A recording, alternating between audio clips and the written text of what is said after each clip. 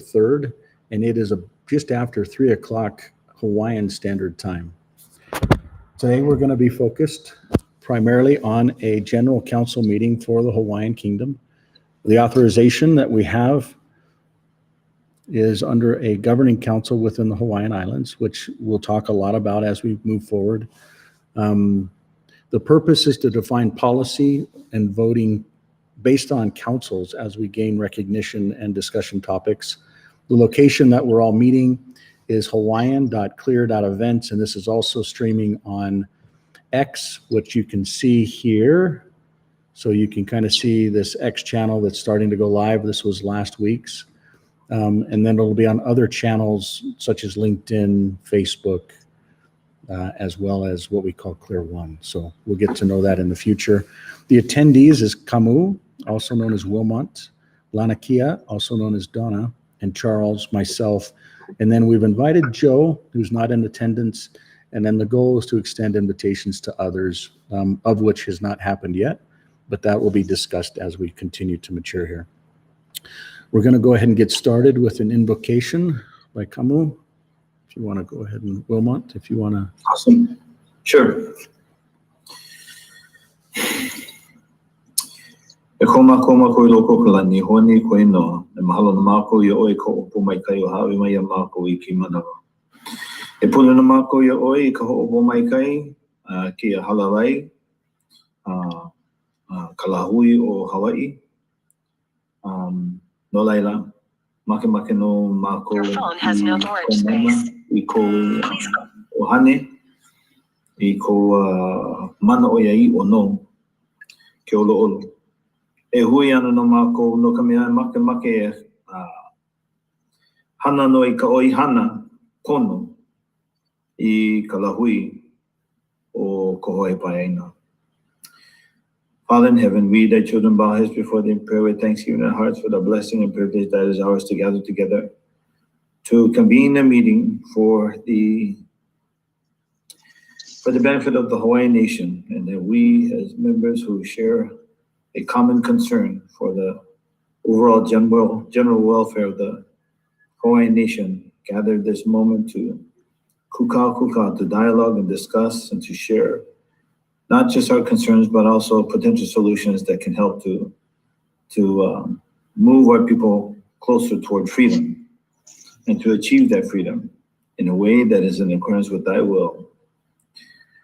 We pray that thy spirit will attend us, to grant us the strength, the wisdom, the inspiration to say that which is right, to do that which is right and pleasing in thy sight, that we might be worthy of the blessings that come with freedom, and that we may be empowered and be willing to take on that responsibility to ensure that freedom is never encroached or infringed upon again.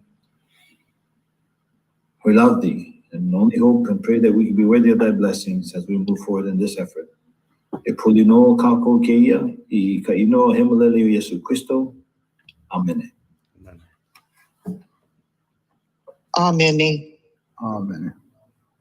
Thank you so very much. We actually, this is recording now and actually sharing where it wasn't before. So we'll do a quick video with Phil Lane Jr. as my involvement started 2005 with an interaction with him there on the Big Island. And then Kimono will have you review next.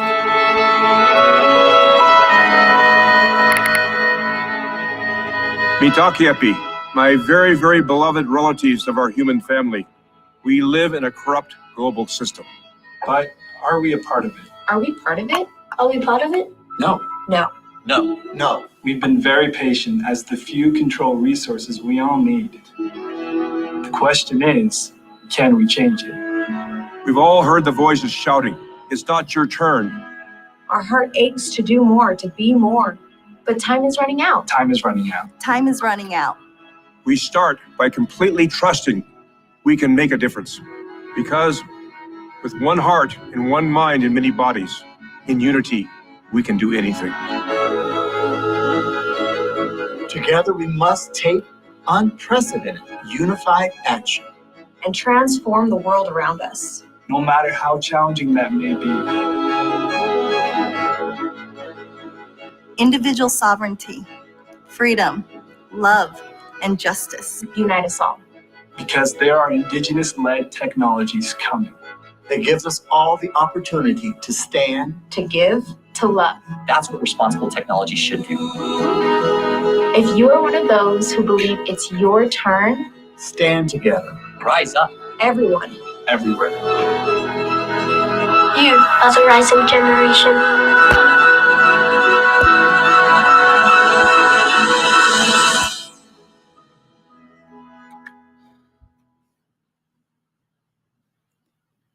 Come on. Come on, it's your turn. I love that. Isn't that beautiful? It's very nice. That was awesome. That's what it's all about. And the secret in that was that the chief gave his headdress to Michael's son. You would never know otherwise. That is Michael's son. Phil Lane has that much respect for Michael and what he's doing to have given that headdress to his son. Wow. Yeah. That's a testimony. Testimony to Michael and his son both.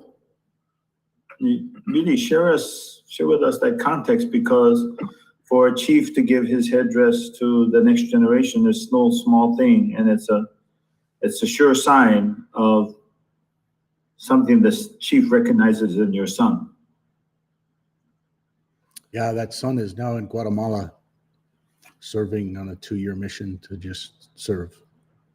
And Guatemala is actually where Quetzalcoatl and the staff is currently. And Phil was very involved with the reunion of the eagle and the condor, where North and South indigenous tribes come together and stand up.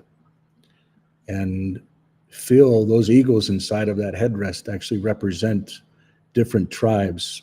Phil is what's called a hereditary chief, where he's been given a responsibility to help unite through what he calls the fourth way, which is not fighting, it's love, and where we can actually make real changes by simple service and simple love without bloodshed. And his mother was Chickasaw, his father was Cherokee. And when he was born, it stopped nations from warring. And that's one of the reasons why he's where he was in the role that he's in. But I look forward to the day when each of us get to stand with him.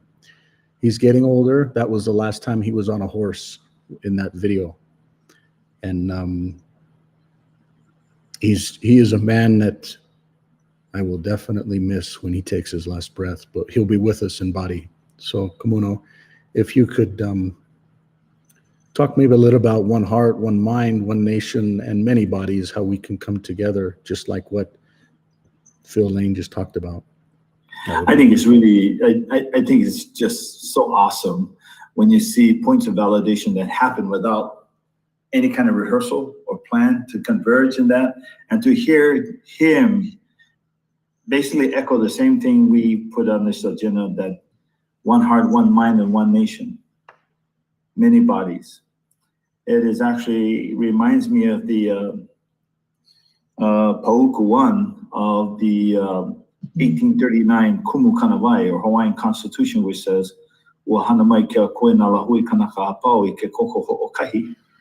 and that is, God created all nations of one blood. So I guess as we continue to move forward in this movement to decentralize and to implement principles of governance that are going to be befitting a people that wants to move forward in this path, then we are going to be talking a lot about having our hearts and our minds and our spirits bound by this anthem of being one in heart, one in mind, one blood, one nation. Mm-hmm.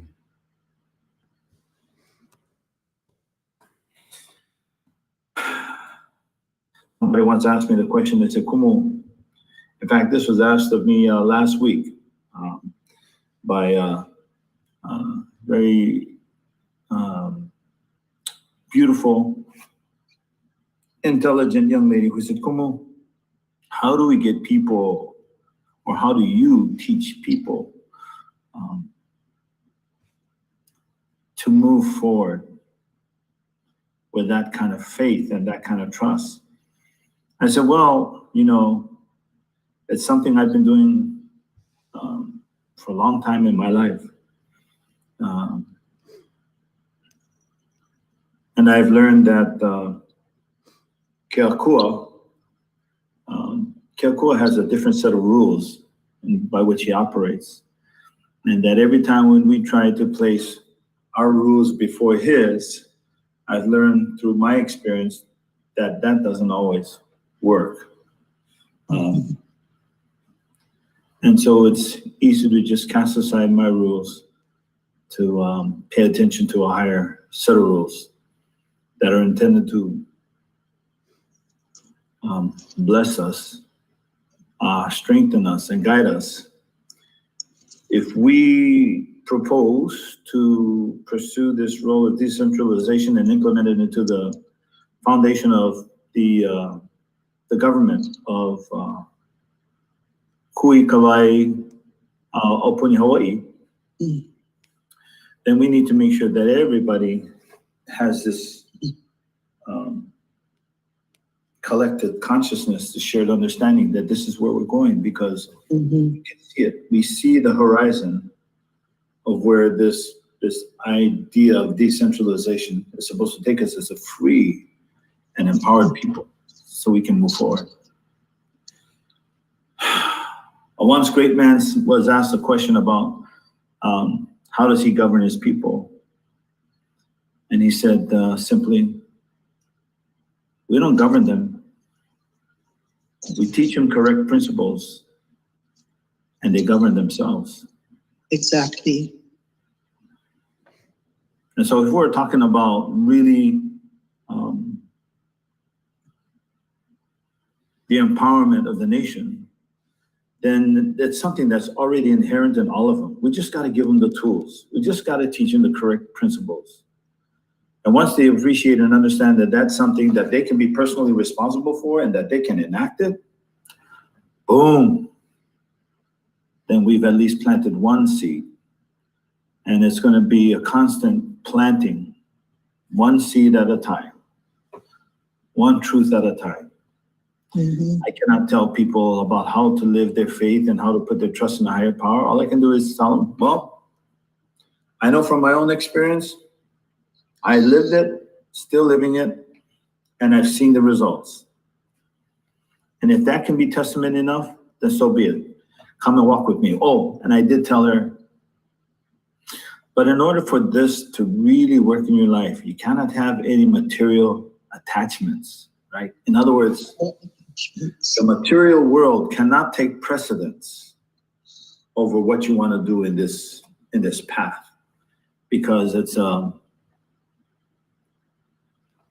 price to pay is you got to detach yourself from the world and get to a higher way of thinking, and being open to a higher way of moving forward.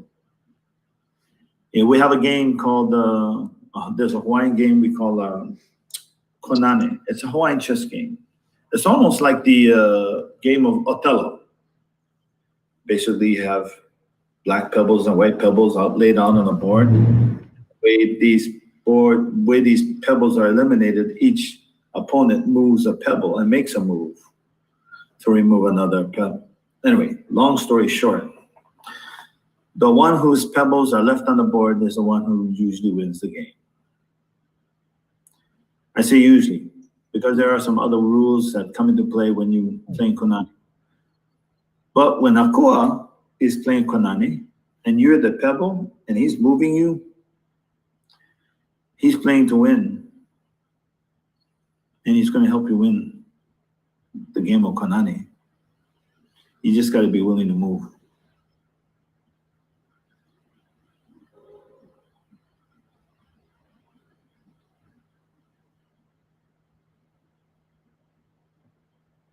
Yes, no? Any other thoughts?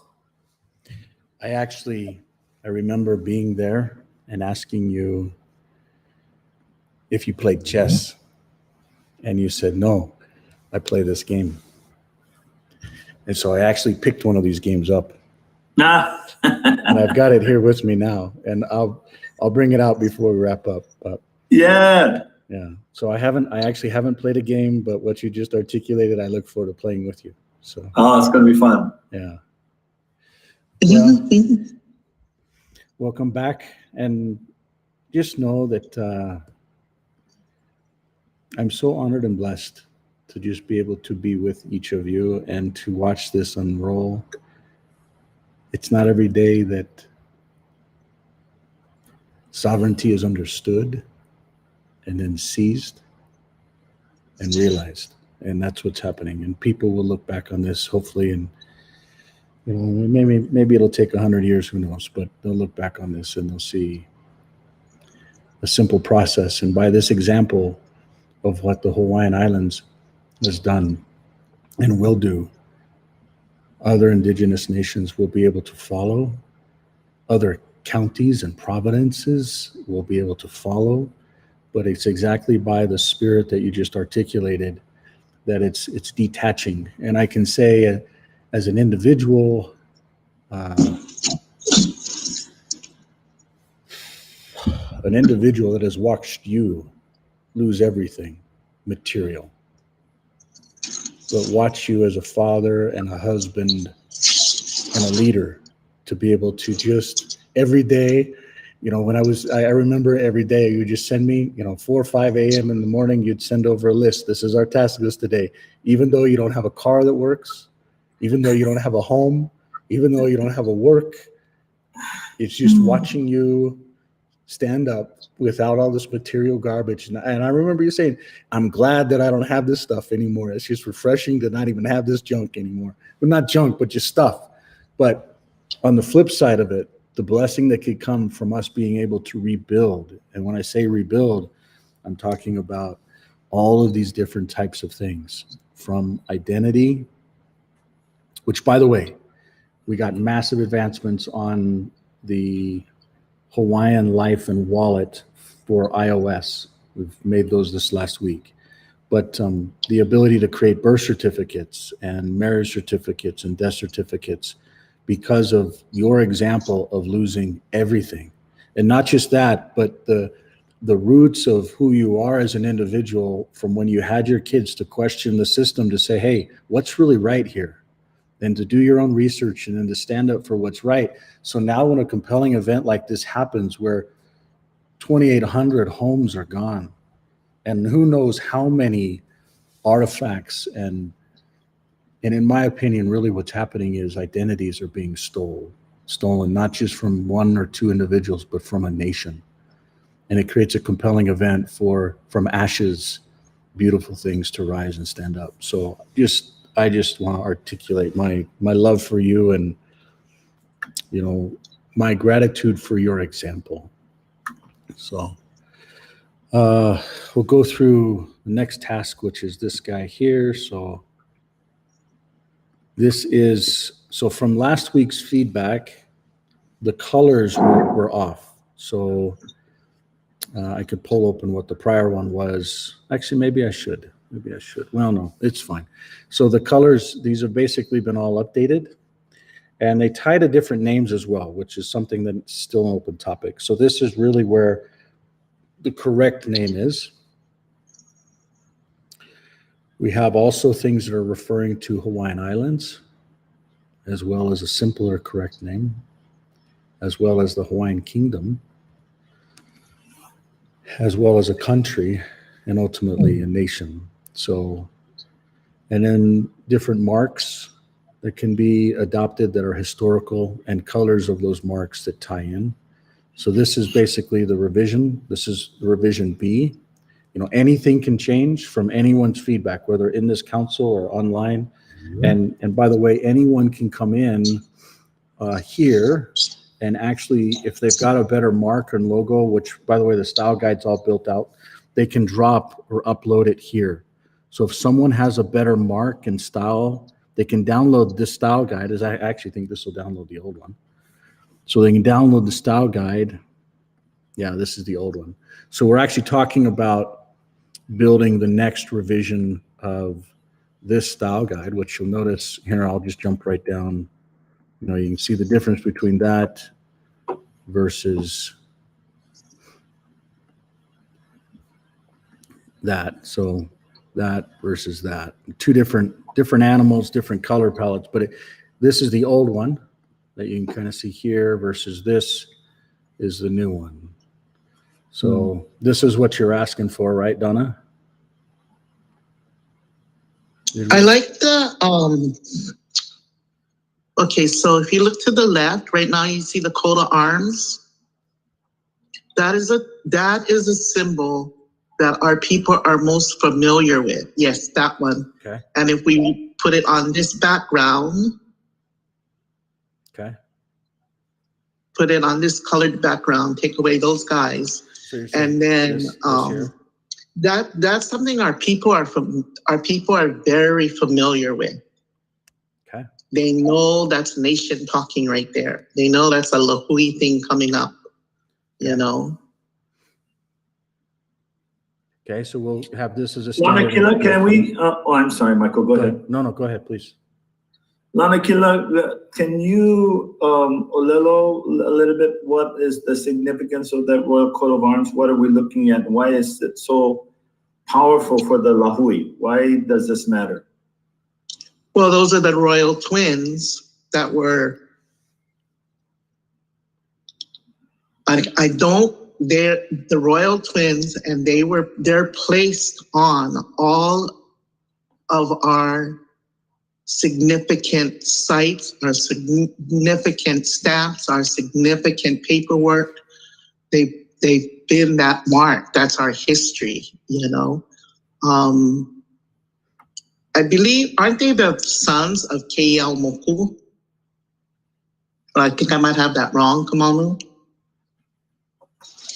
Yeah, so you're right, they are the sacred twins. Kameyamoku was the Hawaiian chief. Yes. And, yeah. So Kamanava and Keeaumoku?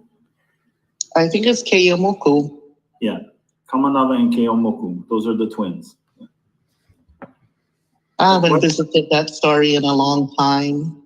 No, but that's why it's important we have this discussion now, because you bring up something very, very important. This symbol, this is the Ike, this is the ki'i that the people will respond to. Yes. Okay, so the twins, it's important for them to know the role of the twins because they play a significant role in the kingdom. What about the other symbolism, the other icons? What are they supposed to mean? So that's our flag, yeah. That's our original flag. There's the crown for the monarchy. And then you have, so normally, well, I'm looking at the old one. You see the staff in the middle, I'm looking at the one that we're gonna take off. The staff is usually white, yeah? The pole on the top of the stick. See that? Okay, so in the middle, that is another sacred item. This guy right here. It's like your personal mana is inside of that. And it can be used good or bad, but in this situation, it is good, okay? Then you have the kahili, the standard made with feathers, and that is the sign of royalty. And we have to remember now, even though we're taking away that sense of king and queen in the kingdom, that our people knew way better than that there was a higher king. And that was Akua. And even when the kings did what they did, they never forgot that. Like Kamehameha said, he doesn't own the land, Akua owns the land. But he's in charge of it right now in that position that he was in. And that's what we are. We always know that Akua is in charge. God is in charge. And these symbolisms, to some people, they may seem wrong because they're symbols. Like you shouldn't have a statue or whatever. But to us, they're important because they remind us that we are connected to Akua. It's like when I showed you that triangle. No matter how you turn it, everybody stays connected. The foundation stays the same, but it's always Akua, the people, and the land. It doesn't change. I don't know if I'm saying this right. So that symbolism there, it's all of that. It's much more than just the picture. And when we all look at it, we know and we remember that, yes, we had a monarchy, we had a king and we had a queen, and we actually had a few of them. And even before Kamehameha, we had that. But we know through our genealogies that they go back and back and back. And each time you go back, you get closer to Akua. Some of us have completed our genealogies back to Po, So it's a lot rolled into one. So I don't know if Talk about that, Uamau Kaine Kapona. Oh, sorry, yes. So that is a statement that was made. And what it says is that the righteousness or the life of the people is in the land. And it's by living righteously that continues. And you can take it for its literal translation, which means, the life of the land is perpetuated in righteousness. But there's always kauna behind things like that, yeah? Mm. That if we do not take care of this land and if we do not keep it, pono, and we do not remember where it comes from and the gift that it is to us and that it gives us and that we are to it, then nothing can exist. If we have to remember where it comes from and our responsibility to it. And then it will feed us, it will clothe us, it will give us life and sustain us. So, did I miss something? Come on. No, I like it. I love it because as you're talking, it gives me an opportunity to go and grab some links and put it into the chat so everybody can look. And for those of our audience who are viewing outside on the live stream, they can go and conduct their own due diligence, see some other contextual information that might help them assess and understand why it's so important. And it's going to mean, depending on where we are in our, I don't know a better word to use than development, or in our processing of what we're doing and our understanding of what has happened and what is happening, that will also influence how we interpret these things. Does that make sense? Yeah, and then I think it will help us as a group to have a better appreciation and understanding for why we need to vote and adopt the incorporation of these symbols so that we can move forward. In our official communications going out to other nations, we recognize the iconic symbols or the imagery that is a part of this Kui Kauai au Puni Hawaii. Hold that right there, Michael. Wanted to speak of that a little bit. You will notice that here in the seal of the state of Hawaii, they basically replaced the twins with an image of Kamehameha on one side and the image of Lady Liberty on the other side. I didn't notice that. That was an attempt by the Republic of Hawaii to gain favor with the United States of America. And of course, there's an American eagle below the pulo'ulo'u and the Hawaiian flag. You see that then it looks like they were trying to incorporate some other fauna. I think that is a fauna, flora. Some other flora. It was probably supposed to be the maile, but it looks like the tobacco leaf. I'm not sure. Maybe they were looking at something else. But they adopted this Uamau Ke'e o Ka'aina I Kapono, which today is still literally translated as the life of the land. It is an incorrect translation because ua mau ke'ea means the sovereignty is preserved of the land in righteousness.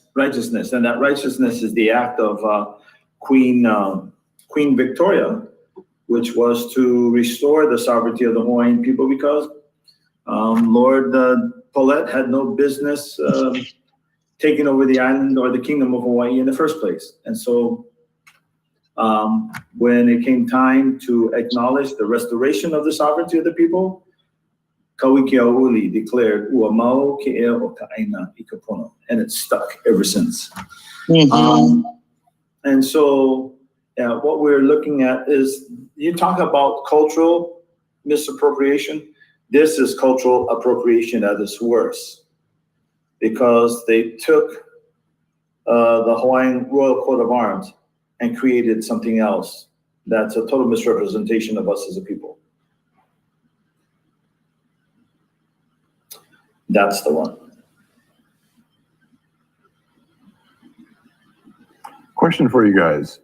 Who changed the, was it pulolu to flowers? What's up with that? Yeah, that's a really good question. Who changed the pulou to flowers? Why would the pulou be changed to flowers? What do you think? Doesn't make sense other than just trying to tourist stuff or something. Oh, well, what was the pulou supposed to do? What is it symbolic of? It was a warning. Well, go ahead. I'm sorry, Lanakila. No. There was definitely switched. So part of when we remember who we were a very spiritually powerful people. We knew how to live with Akua. We did it.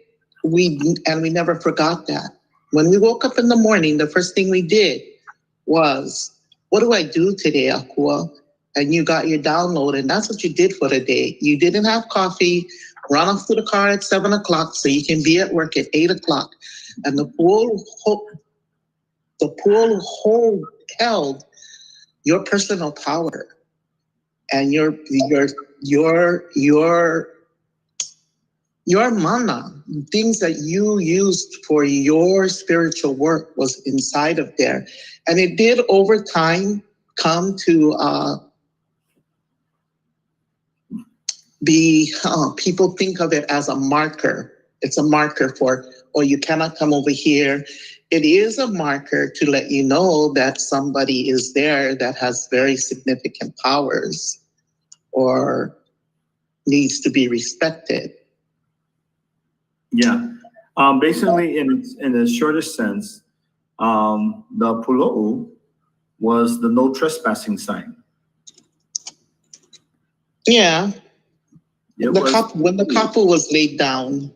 It was kapu, yeah. No trespass, kapu, you cannot pass this. And then after the heiaus were basically cut off from the people, rather than using the pulou, they've gone to something that's a little bit more of a peaceful standard. If you take a look at that standard, it's a feather standard. Yeah, it's a symbol of peace. Yeah. And that's why the spears are behind it, not in front. Can everybody see that? Yeah. And they really did not want us to remember who we were and how we worked with Keakua. And so whenever they could switch anything, change anything, they did. Yeah. They truly did. And sometimes it was our own people just to protect it. Not so much to destroy it, but to protect it. Yeah. Because remember, there was a campaign by the missionaries to destroy all of our spirituality. Yeah. Our heiau, all our practices, that genocide actually happened. Would you say that that's when I look at Polynesians and even some Micronesians, I see a native covenant-keeping people that religious organizations that are organized may be threatened by. Is that what you're talking about? Yes. Yes. Remember what was that? I had that book out there. Remember the first book that was printed about the kahunas and what they would do? There's a story, and then when they printed it, the publishing place blew up. So they say, but I think it was really set on fire. But there's a story in there of how when the sailors came to Hawaii in the very beginning, there was one man who was messing with one of the local girls, and he always complained about having to shave. And so she ran her hand across his face, and his face when he woke up in the morning was like that of a baby. He had no hair, but his face was like that of a baby. It was smooth. And then he didn't like that. And that was the beginning of them realizing that we knew how, it's not witchcraft, it's how you live. That's what you have when you're living in perfect harmony with Akua, when you're in total commune with him. You have the ability to do those things, and they're not bad. They're good things, but we were taught they were bad. Does that make sense? Yeah, and it gets to Michael's point that the Hawaiian people were really a God-fearing, God-loving community long before the missionaries arrived. And that's why the missionaries had such an easy time converting us to the religions, because it was talk of God. It was talk of loving God, of living with God. And we're like, oh yeah, we can do that, so we followed along. And if you look, even in the Mormon church, the Catholic church, whatever church, when the Hawaiian people go to the church, they learn the lessons, they learn the practices, but when they go home, they will do them, but they will still, in many situations, have things that they do from their grandparents. It's really interesting to watch, It's been interesting to watch from an individual that's on the outside that kind of has just grown up within different religious organizations. And then I moved to Aotearoa, New Zealand, with my family. And I saw, so Aotearoa with the Maoris is one of the youngest countries in the world and ecosystems. And I saw the individual, the family, the marae, and then the iwi. And then in parallel to that, I see the religious organizations follow that same structure. So the iwi comes with the land. It's like a mountain range or a bay or wherever the land is. And it's a bigger area. And then you've got the maraes, which is a combination. There's a couple maraes and one iwi that then has different families associated. And it's usually a quantity of families. So it goes from the iwi to the marae to the family to the individual.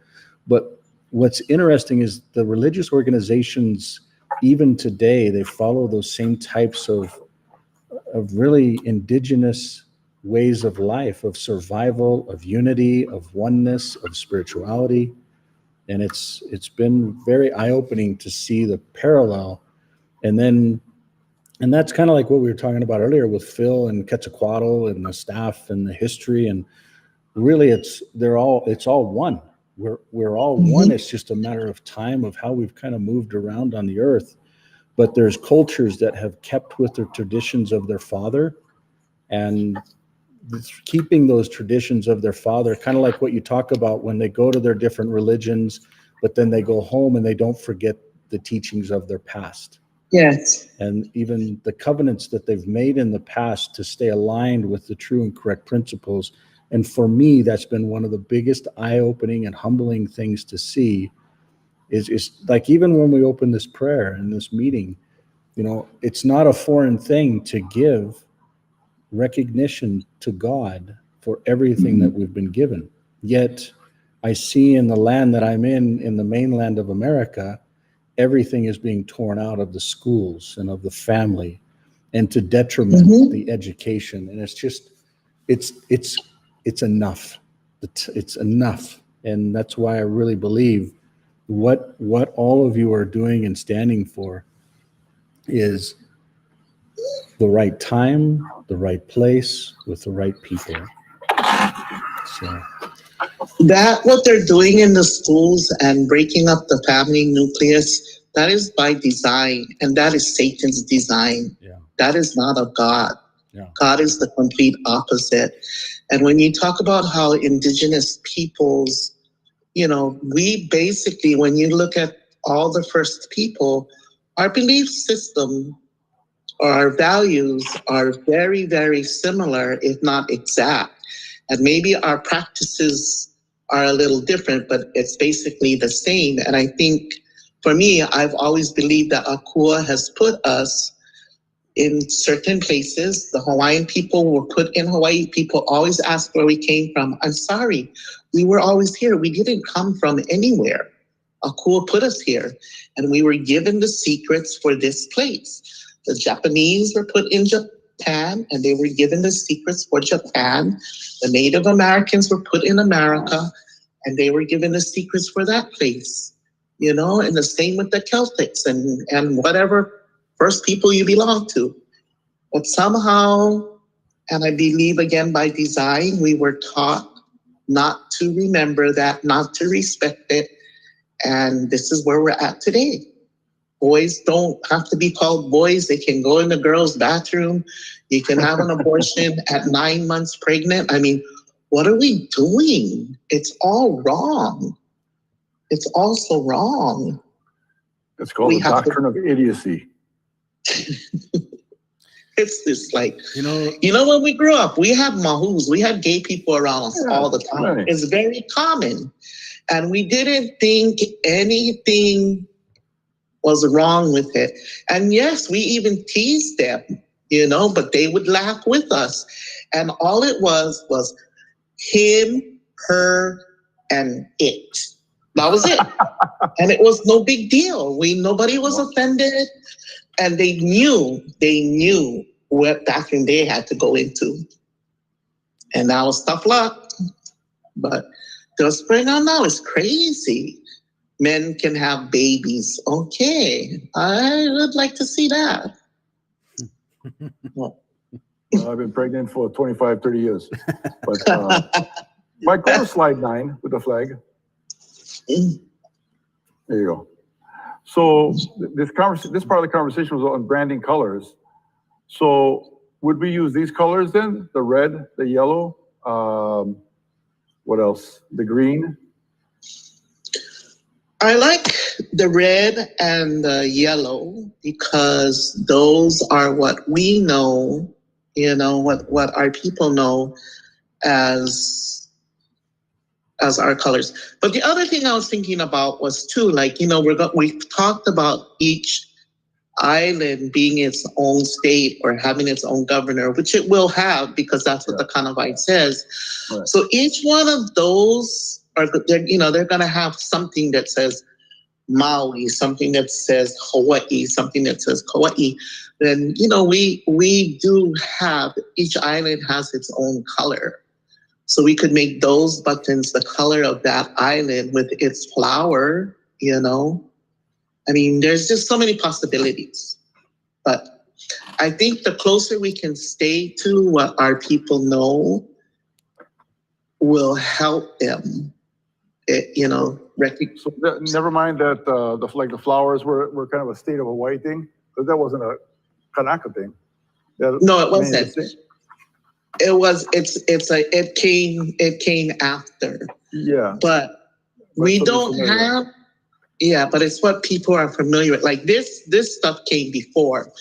But what would we, if we tried to go with Kingdom Time, or what would we use for Maui? What would we put on Maui? Nene. Huh? The nene. But didn't all islands have the nene? To the best of my knowledge, no. No? Yeah, really? A lot of the islands had, believe it or not, there was also green ahu'ula for the chiefs from the Keawe families. When they came to Maui in the Battle of Kakanilua, Kamakau writes of how some of those cloaks had colors of green in it. So you had birds besides the mamo and the iiwi, these green feathered birds that their feathers were collected to make these cloaks as well. Had to be. You even had cloaks that had dark feathers from the alala, from the crow. And so there's a lot of color schemes that we need to look at and choose from and really get to a place where we all agree that why would they use the feathers from the alala? Well, the alala was an innovative thinker. If you take a look at the crow, there are studies that show that the bird starts to create tools for finding food. Now, what kind of bird goes and creates its own tools to find food? So that suggests and impresses upon the mind that these people were innovative thinkers, forward thinkers. The iiwi, the red color, is from the iiwi bird and is symbolic of royalty, symbolic of bloodlines, symbolic of genealogy, symbolic of sacred lines. So there's a lot of that. We can hold general discussions about what color schemes or what kinds of icons we want to adopt, but I think we need to be very cognizant of the fact that we cannot just do it for aesthetics only. We need to appreciate exactly why we are adopting it. Right. And then, the color scheme that we use today, like, when you make your pa'u, say you're making your pa'u for the parade, right? You have a purple for, who's purple? Kauai? Molokai, I think. Molokai. Yeah. No, Molokai is green. Lanai. So Lanai is gray. No, Kaho'olawe is gray. But anyway, what I'm trying to say is those colors were picked for a flower that was, or a plant that was for that island. Like Molokai, the reason it's green is because of the kukui. It was plentiful there, yeah. So it was like that. So there is some connection there. The pink was for the Lokilani on Maui because it only Maui had the Lokilani for years, But that is not a native plant. That is not indigenous. They brought that here. But yeah, I understand what you're saying, Kamanu. I'm just thinking that because when you think about this site is going to be for our people to use. We want it to be, we don't want it to be hard for them. We want it to be very user friendly. So when they look at something, it makes something work in the brain. You know what I mean? Yeah. Pursuant to the Hawaii Revised Statutes from the Law of 2000, Chapter 165, Section 2, they tell you the different colors. So I can pull that statute and I'll insert it in the chat room. Okay. But I mean, and there's so many things we could do. I think that for me, when I think about branding, I think about something that when you see it, you recognize it, it sets off a thought process in your head. So if you saw a button that was pink with a Lokilani on it, you would know, oh wait, that's my island Maui, so I have to go there. You know what I mean? And the reason why I say this is that we want to get onto this as quickly as we possibly can, because Michael kind of pointed this out that if it's the flowers, that's fine, because that's all, they're beautiful colors anyway. And I think we need to remember what we're doing first is creating something our people can work with, so that we can get them involved, and that at some time in the future, not way off, but sometime in the future, our people will be voting on a constitution. They will be voting on what they want, and they will be voting on their officers following that. It's going to make everything change again. Sure. True. You know what I mean? True. So I put in the chat room Hawaii Island colors adopted in 2000. Each of the Hawaiian Islands has its own emblem as designated by the territory legislature in 1923. The state of Hawaii also has its own emblem. These symbols are all flowers or plants except for the e-house emblem, which is a seashell. Each Hawaiian island is also represented by color associated with its emblem. Each Hawaiian island also designates an official flower or lei material. Hawaii, red, pualehua, the ohia blossom. That makes sense. You go to Hawaii, Okay. there's ohia all over the place and it grows out of the lava. Maui, lokelani, the pink damask rose. Oahu, the pua ilima, that's yellow. Kauai, the mokiana berry. Molokai, pua Yes. kui.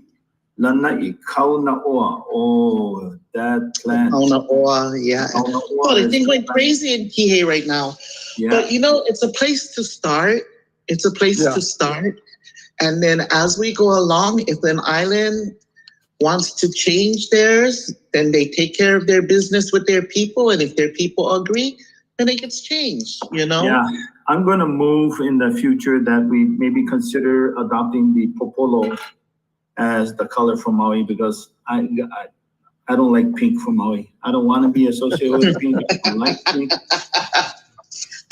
I like pink lemonade, but I will not be pink for Maui. I wear pink, no problem.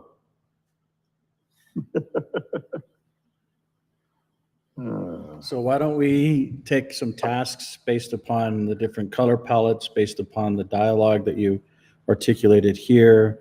We try and understand what was native versus what was implemented. And then we come back with a revision C. And then we set a goal to at least lock it down because as we move forward, you end up with, and I'll pull this up real fast.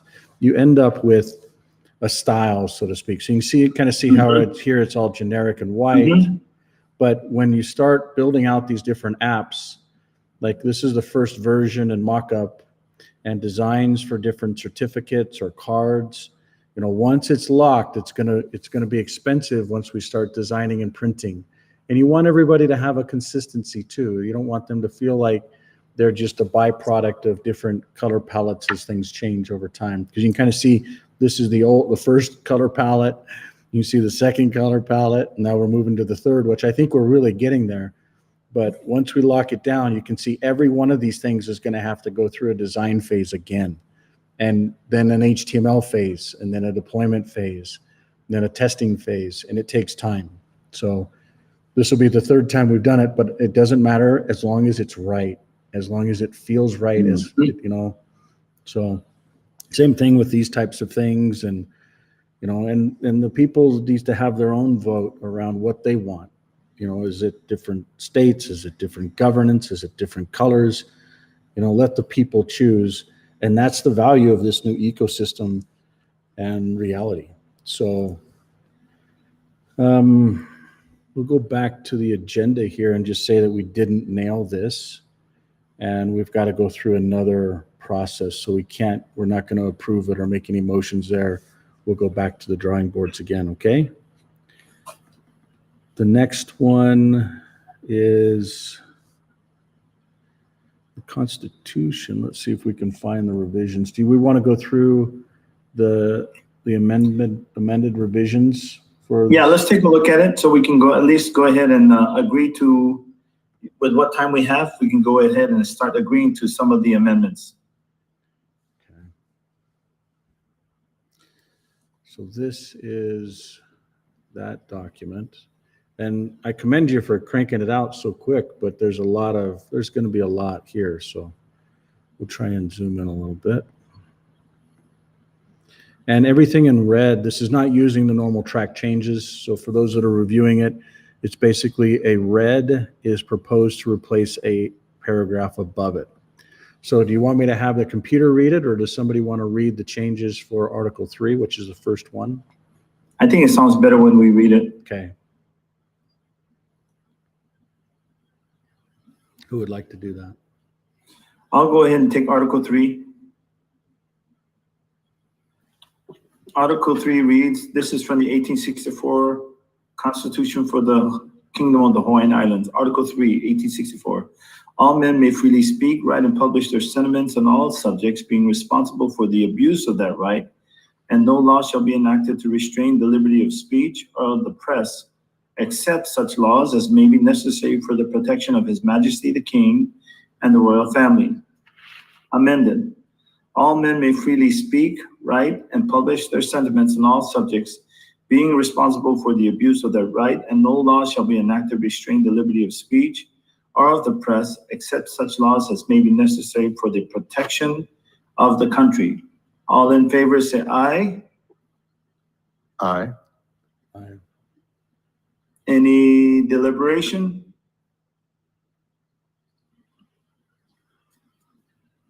Any opposed?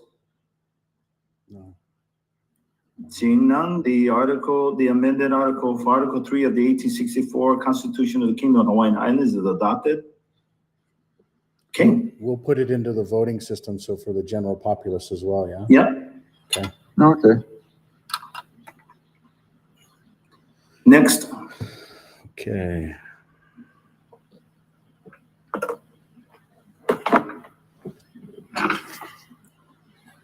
Go ahead, Charles. Okay. So Article 4, all men shall have the right in an orderly and peaceable manner to assemble without arms, to consult upon the common good, and to petition the king or legislative assembly for redress of grievances. Amended. All men shall have the right in an orderly and peaceable manner to assemble without arms, to consult upon the common good, and to petition the legislative assembly or district councils for redress of grievances. Okay, I would revise districts, remove the S and make that district.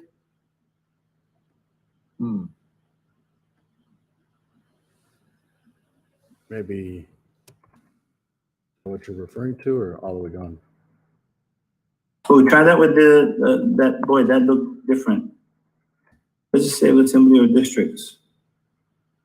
Councils. The district councils makes more sense. Yeah, district councils. That. Yeah. And then I would revise peaceable manner. All shall have the right in an orderly and peaceful.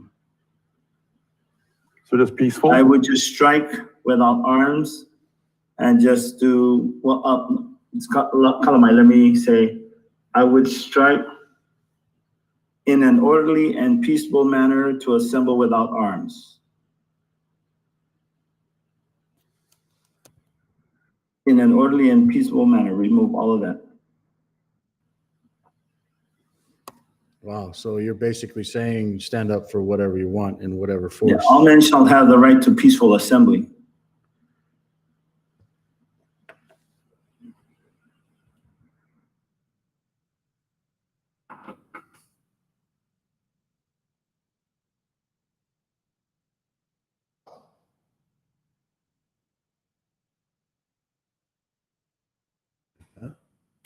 Peaceable or peaceful? Probably peaceful for a more modern, take out the A, yeah, peaceful, be a more modern language. Peaceful is probably correct in the time. My areas would be highly recommending around councils, where councils can come together and deliberate and then come up with a direction, but then the rest of the populace gets the opportunity to have their voices heard and actually cryptographically vote, but still be private, but their votes and voices matter. And when you start tying it to legislative systems and judiciary stuff, it literally ties to colonial-based systems, which I think is a part of the problem when you start talking about ministry this and different governing individuals or systems that have a precedence. What you're doing is you're surrendering and deferring power to another governing entity. That's exactly right. Instead of executing the power. Yeah. But wouldn't that be an educational process on the part of the council to begin with? So here's why we recommend this versus the old style of the legislative assembly. Yeah. So because wouldn't you need to follow the as best as you can to the letter of the Constitution? Come on, you're the expert on that, so I'll defer it to you. I would suggest and imply. I would suggest that we can go ahead and strike legislative assembly, because if if we are gonna have a legislature and a House of Representatives, then we are basically adopting the governing Yeah, I understand. system of another country. But My thought process currently, but when you look at the Kanawai and the Constitution, that's what is in place right now. So until we have the correct way to change it, can we just go ahead and change it? Yeah, she's right. Yeah, go ahead. Put And the other legislative part of that assembly. also, I'm sorry. And You're the other right. part of that too is Dr. Tsai's group of people that are hearing the same thing. Because, you know, there's probably good 5, 6, 7 people that trying to play king and queen. So you got to go as close to the Constitution as you can. And then, and then the education part comes in and says, here's why we have this 4 district councils, and so that people can understand that reasoning. In my thought process, I was trying to create a suggestion that would stay close to the Constitution, not cause changes to the Kanawai, because we can't do that. Yeah, the people will do it. And yeah, the people will do it. Yeah. And knowing that this is a starting point, and at the time when we have the referendum, then the people will be able to make their recommendations through their councils. Yeah. You know, but Yeah, the good. council has to give it to the legislative assembly right now in the structure that we have, because that's where the vote is done. But if we're going to use this system, then people can come online to vote. What do we do with people that don't have a telephone and don't want a telephone? We have them use a computer. Okay. And that's actually on them to take care of, because if you want to have a voice and you want to cast a vote, you need to do something. I think the Well, only it's not ones like that it's we 1970. Yeah, In exactly. 1970, very few people had computers. Yes, exactly. The only ones we would have to assist somehow I would think would be the kupuna. Yeah. You know, which would be me. That's another thing is I actually think that the kupuna should have their own council. They do have their own council. But I mean, in this ecosystem, we should actually recognize that and formally as a body, and then figure out how to stand that up and then address exactly what Charles is talking about around. It's in the Constitution. I put it in there. I switched out the Privy Council to the Kupuna Council, because we cannot have a Privy Council because there's no king to appoint a Privy Council. Okay. But the head of state can have the Kupuna to counsel him, because that's what's going to hold him accountable. Okay, perfect. Okay, so moving on to the next one, and I'll go ahead and drop it down so just so we can see it all on one page here.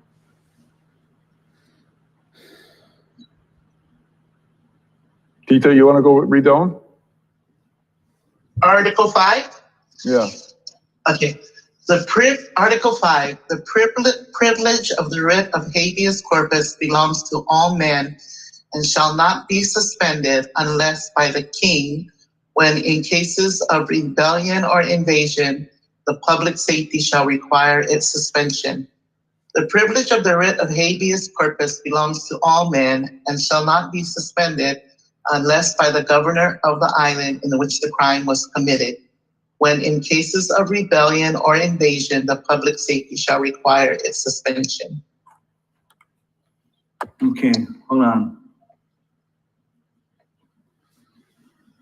Period. So really everything is the same except for the word king and what you've added in by a governor of each island, and then created a jurisdiction where it's committed. Yeah. Okay. Writ of habeas corpus usually applies for what? It's more like for a speedy trial, yeah? Well, here's a definition. A writ that a person may seek from a court to obtain immediate release from an unlawful confinement. as with and confinement has occurred through a means that violated the person's constitutional rights. So that's the definition, a definition. It makes for a timely manner in handling the person. Like, you see how they're doing to the January 6 prisoners? They're just holding them. Yeah. So they actually have the right to habeas corpus. I don't know what's going on there with that, but habeas corpus prevents the system from doing that to an individual. So here's what, and habeas corpus Latin literally means that you have the body. So same kind of an idea, right? They have the body, but you're supposed to be able to get rid of that or get free easier. Like I know a guy that's, he's basically was kidnapped, so to speak, and never had a trial, and he's been detained for many, many, many years. There's quite a few people like that. Yeah. But habeas, the great writ of habeas corpus is a fundamental right in the Constitution that protects against unlawful and indefinite imprisonment. And like Charles said, translated from Latin, it means show me the body. Habeas corpus has historically been an important instrument to safeguard individual freedom against arbitrary executive power. Which we're seeing throughout the mainland U.S. all over the place right now. Yeah. Oh my God, it's so scary. I don't even want to go there. Because me and my mouth, I guarantee I get in trouble.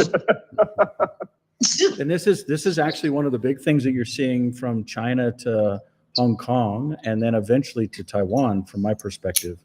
And that's why you saw the riots within Hong Kong. There was an individual that left Hong Kong, went over to an island, I won't be specific, and he committed a crime. It was a murder.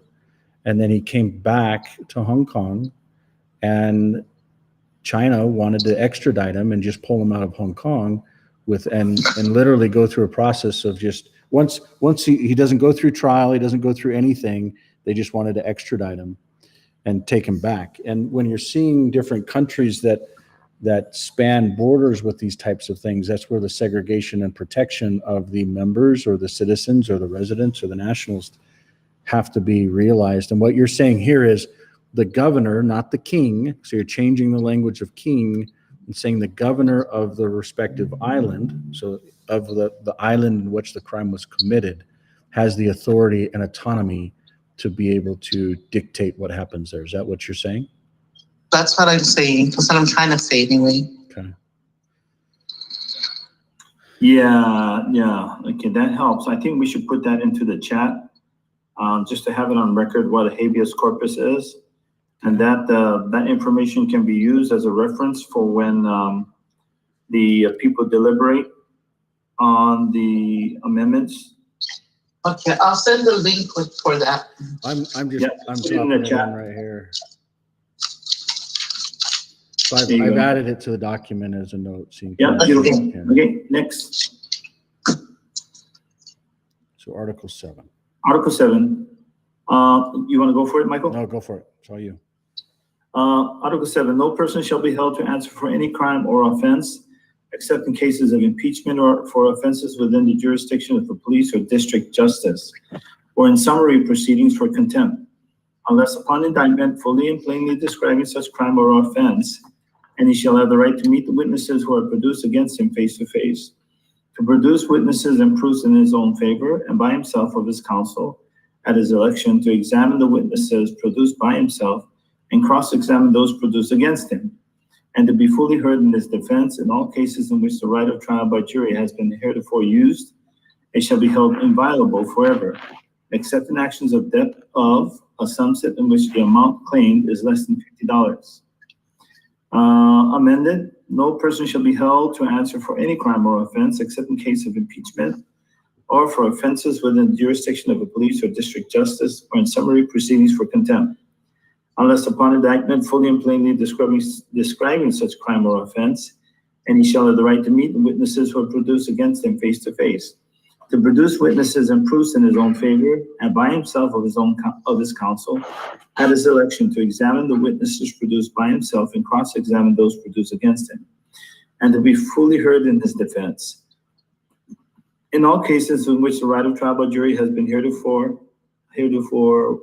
used, it shall be held inviolable forever, excepting actions of debt of a subset in which the amount claimed is less than $5,000.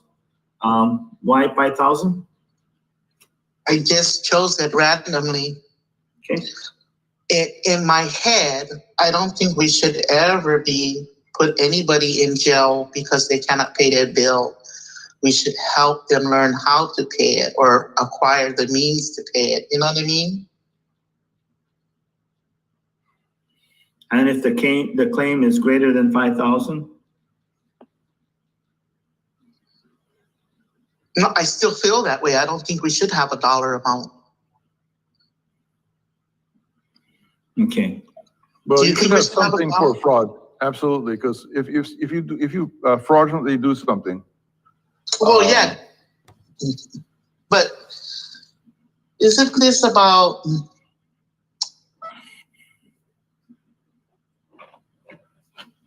Yeah, that's true.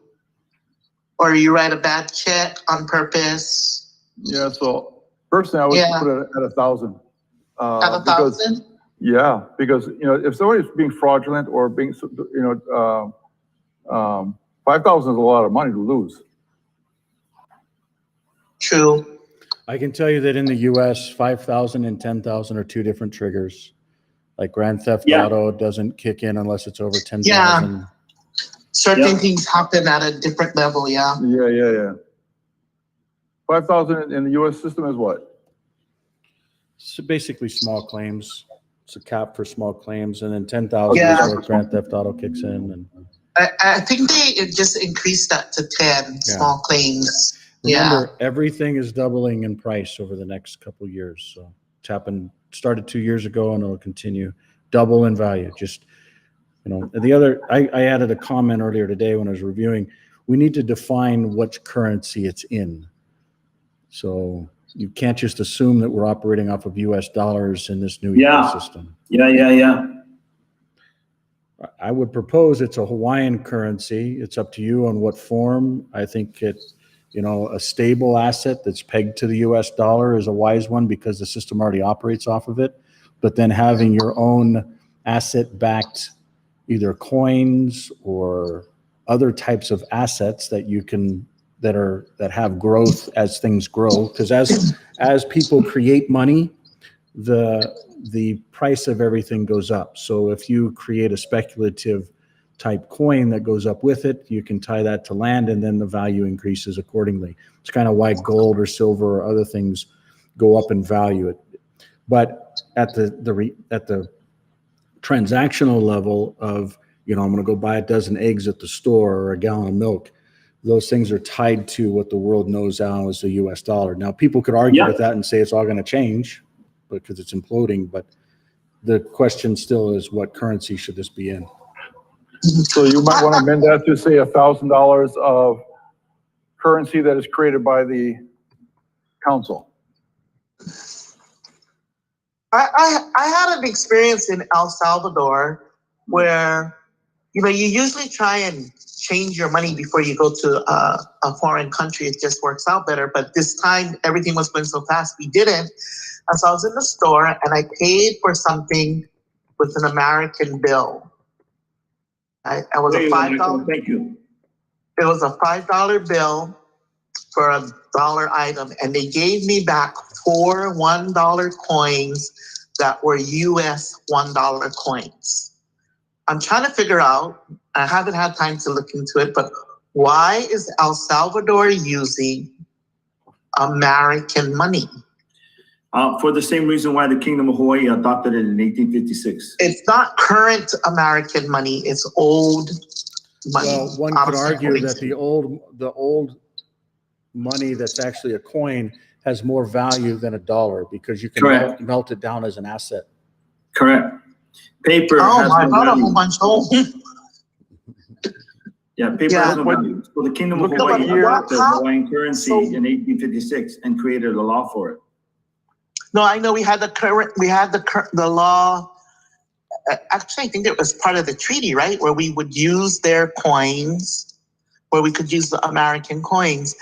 But I'm trying to understand what does El Salvador and America have in common that they're using old Let's look it American up right money? now. The main currency in El Salvador is the US dollar, which was officially recognized by the Salvadoran government and used in local and international since 2001 or 2, something like that. So it is their coin. The Salvadoran colon was the currency until 2001. Right, the cologne. Huh. I wonder what caused that, though. I mean, it's kind of interesting to me. Probably inflation. Mhm. So that'd be my best guess is the inflation of the thing. So the US dollar is more stable, even though it's losing value too. It's more stable than a lot of the South American currencies.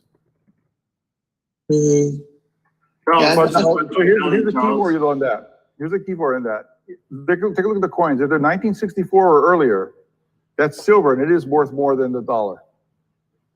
Mhm. It is, no, they are before 1964. I'm So going they're back worth- and get more. Yeah, so the silver is worth more than that's amazing, because the silver is worth more than the dollar itself, I believe. Yeah, for sure. Yeah.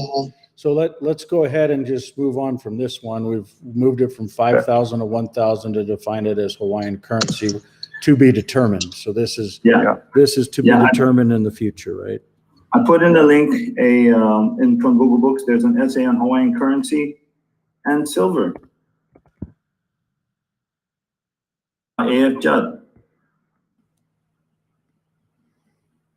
Okay, so we'll go ahead and we'll refer to this, yeah?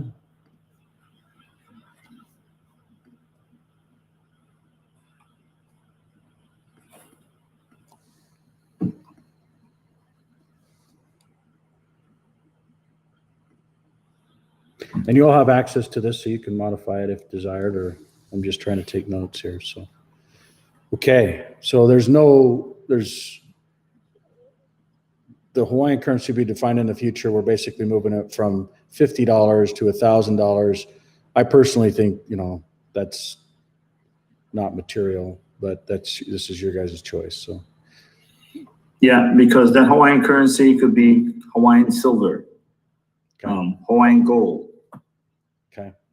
And there's different forms of currencies, right? You could have Yeah. you could have dollars, you could have coins, you could have rewards, you could have in the digital world it's going to be a little different than what we've all experienced in the past, but we'll come back to that. It's not anything set in stone yet, so we'll come back to it. So Article 13. Charles. Oh, yeah. Hold on. Article 13. The king conducts his government for the common good and not for the profit, honor, or private interest of any one man, family, or class of men among his subjects. The revision would be the head of state. And in brackets, this title is subject to change in accordance to the people's vote. End bracket, close bracket. Conducts the government for the common good and not for the profit, honor, or private interest of any one man, family, or class of men at the direction of the people. I don't see anything wrong with this. Just to give you a heads up, I'm getting pinged by folks to come in and provide feedback, so they're watching it stream. So Yeah, yeah. we may, Oh, cool. we may have some All people the coming in. people- We'll see. Awesome. Okay. So you just finished wrapping that up, and there wasn't any kind of issue, or where did we end up on? I didn't see Well, any issue with that. I would like to suggest that we strike the head of state. Like governing council as replacement, Yes, exactly. or general council? General counsel. Okay. And yeah, would Okay, that but work where within do the you Constitution? get, but I have a question about that. Where do we get general counsel from? It's not in the Kanawai. Good point. We're gonna make sure that the Kanawai is revised to address the But general counsel. we don't have the authority to do that yet. Yeah, we know the people will do it. And if they want to put a head of state or king, that's going to be totally up to them. But for now, I'm gonna move that we insert the general counsel in there. Okay. I'm just looking forward to the battle we're going to have when we're trying to move this through the people. Yeah, and I think there is a rule of law that says where the majority choose to have a head of state, a czar, or king, whatever they choose, then that's their voice will dictate it. For now, putting the term general counsel in there does nothing more than give us a reference for explaining to people why I chosen this as opposed to head of state or king or czar. Okay. So this also creates a parallel system that's to the colonial system that gives people a choice in the future once we figure it all out, right? But we have to make an argument as to why this is the right choice. And then if people vote a different direction, we've got to follow the other direction. Yep, that's correct. Okay. Even Liliuokalani said the same thing. The voice of the people is the voice of God. Okay. And there is an ancient rule of law that says, whereas it's not common for the majority of the people to choose that which is wrong. Yeah. You know, the majority will always choose the right. Yeah, that's exactly right. And the minority will have a different kind of choice.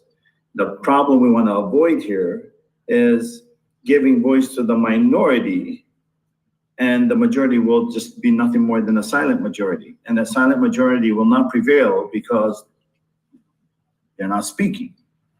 I understand that. That's very common with our people. Yeah, and then by virtue of that, at least they know we're not disempowering their agency to choose.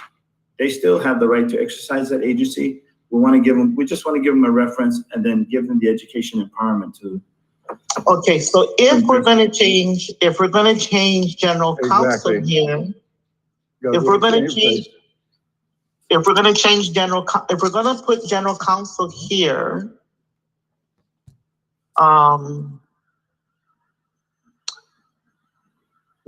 don't we have to put it everywhere else in the document where it says, I mean, what are we replacing this, the legislative body? The head of state. Or, you had a head of the state. head of state, the king. Okay, so the head of state is now going to be a general counsel? Yeah, instead of a Or king. isn't the legislative body going to be the general counsel?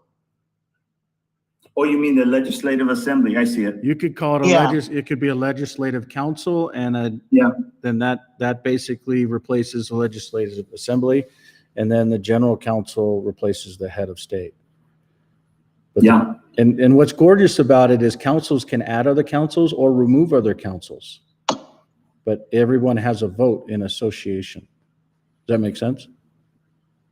Not really, but as long as we understand that the councils are not here by virtue of their, there is no preference or political preference or persuasion whatsoever. Councils are called or brought together because of their will or their desire to serve the will of the people, not their own. And so no one should have a problem with being part of a council and then being removed from a council. If the council decides that there is a lack of a vote of confidence is needed to determine whether or not a council should continue, I think the people should be free to exercise that agency to make that action happen. Does that sound correct? It does to me. So when I think of council, to me, a council is a group of people. But what I hear you saying is that council is an individual. No. What I'm saying is the council serves the will of the people. It's still a council. Okay, so how does someone become part of a council?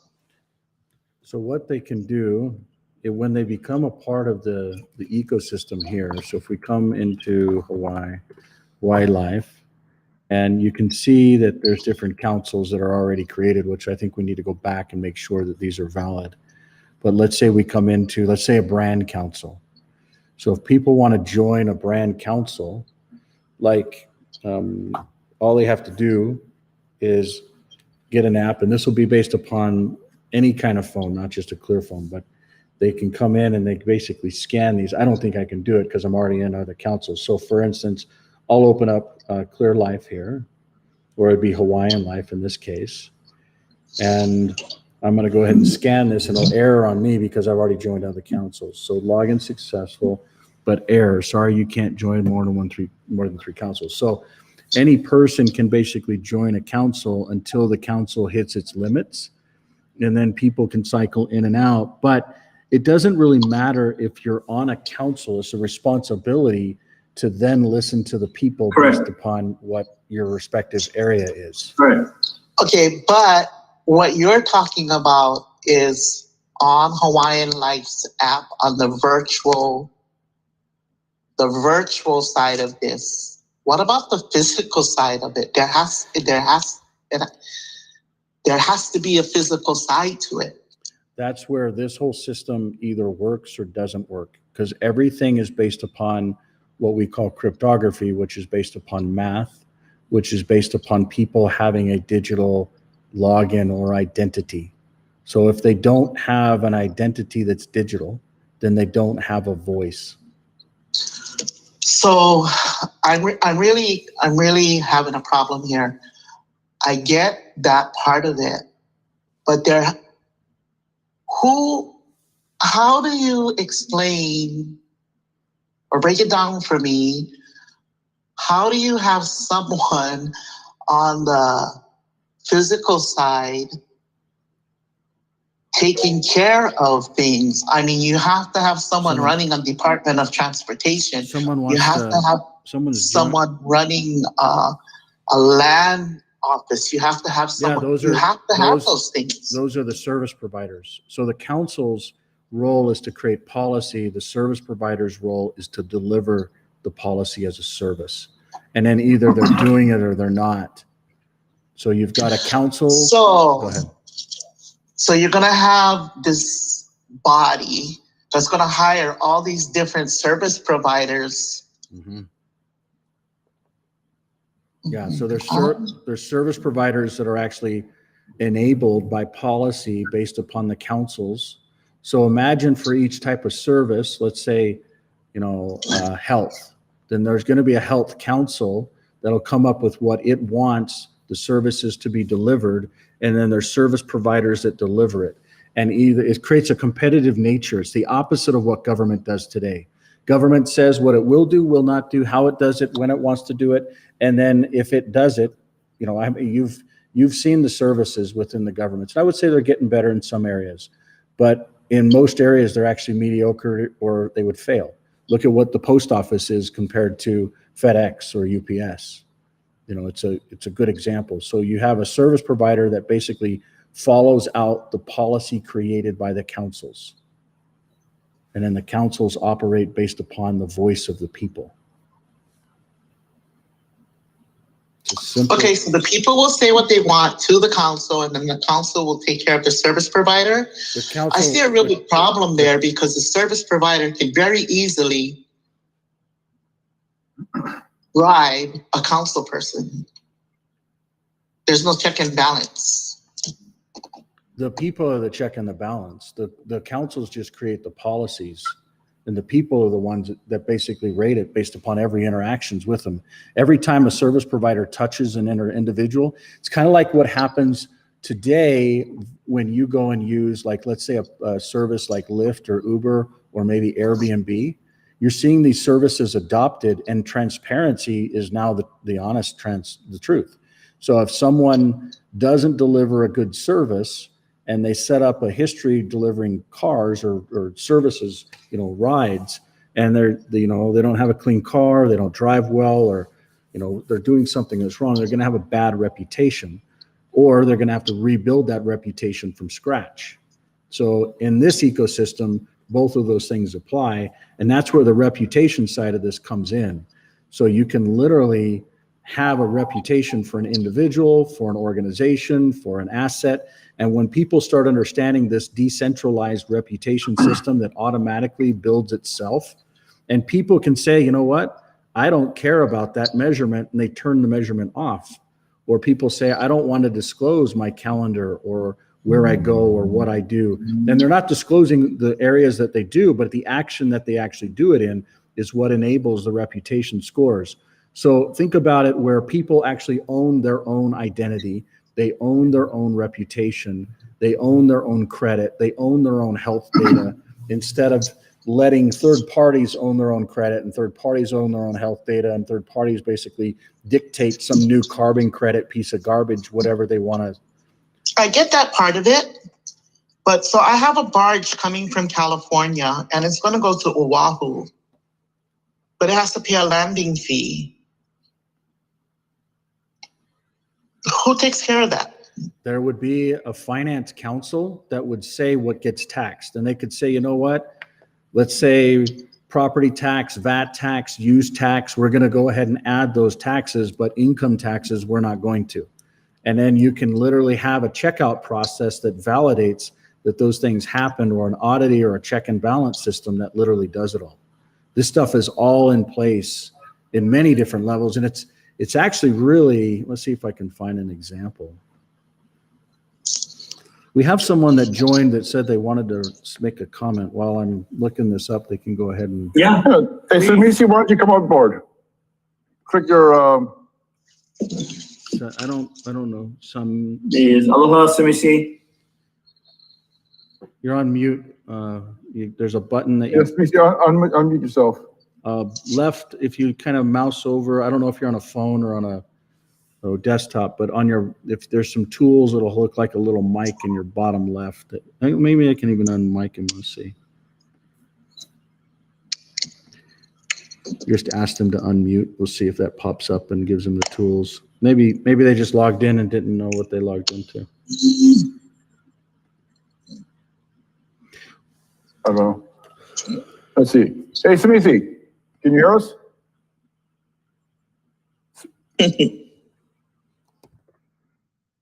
It won't let me unmute. Put in the chat room, the digital will interact with the physical world while inserting jurisdiction that's autonomous. We need to get, maybe if he logs back in. Oh, so when he logs in, he's got to approve his mic. That's what happens. So if he logs out and logs back in, if you can hear us, that's what you should do. Yeah, he can hear us. Log out. Yeah. Yeah, he's on his phone. So just log out of your phone and log back into the URL, and a button will pop up that says allow you to use your mic and your permissions. And then you'll be able to come in and talk with us, because your guidance there is really good. So the digital will interact with the physical world that inserts jurisdiction, that the autonomous. That's exactly right. So whoever this is gets it. I won't let me unmute. Okay, aloha. So I guess they're leaving, or I don't know. Yes, Missy, leave and come back.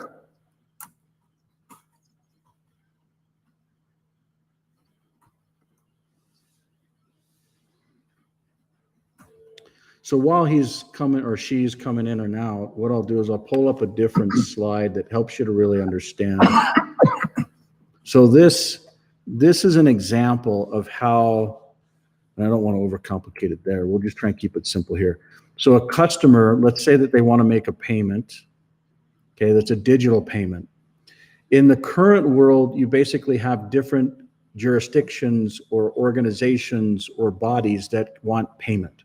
Maybe it's Social Security, maybe it's a taxing authority, maybe it's a federal tax, maybe it's a state tax. But a council would say what they're actually, what the financial system is going to do within a taxing body. So let's say that it's really complex. And this actually models after Fiji, because Fiji is actually, in my opinion, a couple steps down the road from the Hawaiian Kingdom, where they've already taken back their land. They, instead of having a Social Security department, they have a superannuation fund.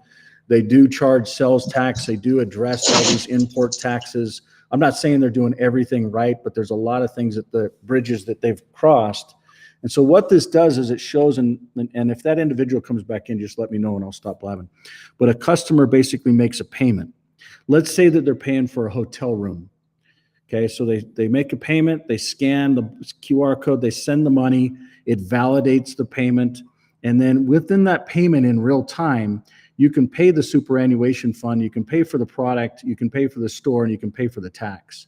Now, here's one thing, and Charles, you made a comment with like 5 different issues that you brought up, And one of them is once a transaction's done, it can't be undone. And in the Bitcoin world, that's accurate. In the Ethereum world, that's accurate, but not in this world. In the ecosystem that we're talking about, the transactions are real time, but there also can be paid out in this format, and then they can be unwound. So let's say that the store, or let's say this hotel is selling a room, and before the room was used, they said, I don't want it anymore, or they wanted to return a product. What you can do is set up the policy that says, well, within 30 days, you can return a product, or within 24 hours of using the room, you can cancel it.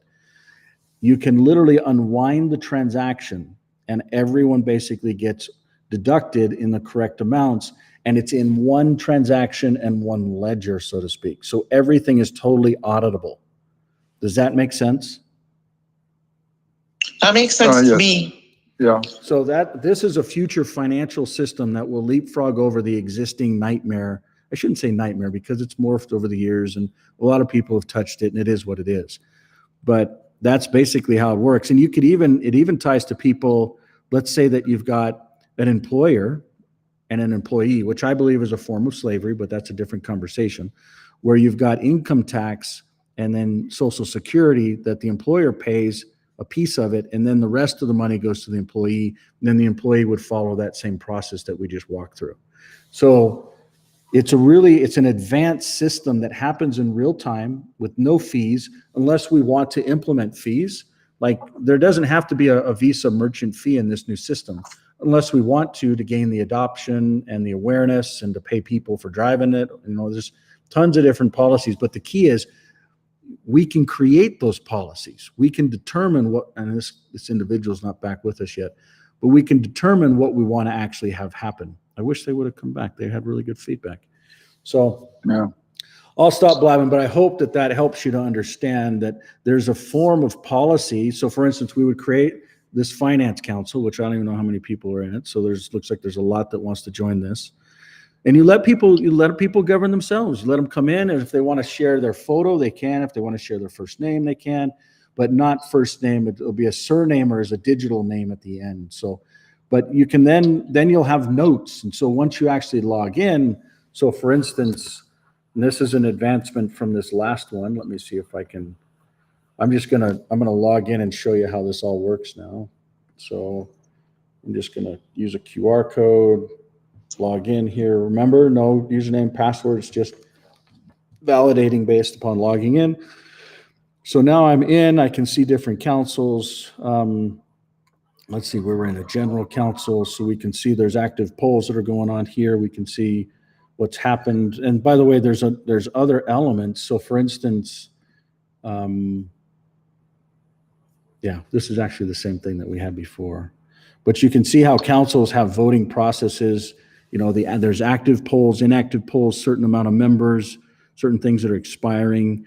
We basically build this system out to create a voice for the people based upon what the councils are recommending as policy. So there's no House, there's no Senate, there's no judiciary, so to speak. It's literally a system that's flat, similar to what I can understand was historically done before colonialism came in and even the Constitution was stood up, because the Constitution, from what I can see, was stood up based upon recommendations from a colonial influence. That's why there's prime ministers of health and prime ministers of education and different types of ecosystems that govern others. And that's counterproductive and intuitive to what you're trying to do here. So I'll stop blabbing there. We'll see if this visitor's back in. Nope. So we'll go ahead and move to the next point. Yeah.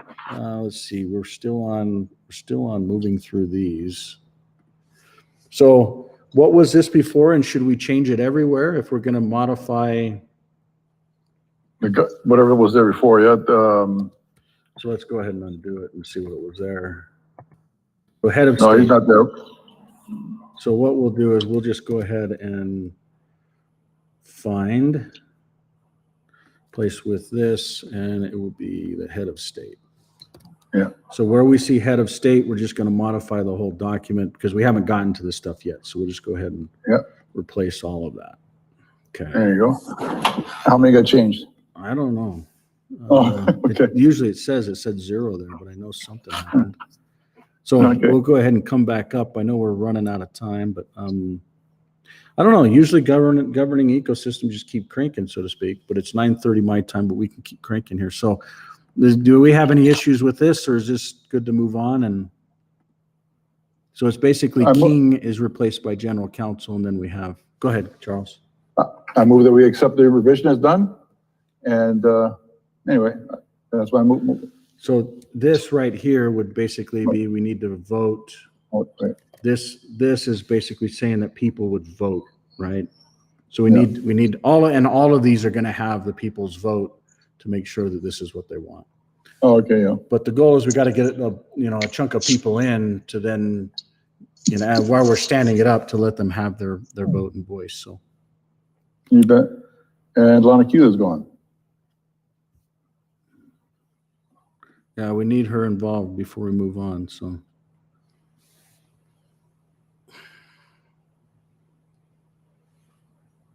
And Kamala can't hear you. Come on, you're on mute, bud.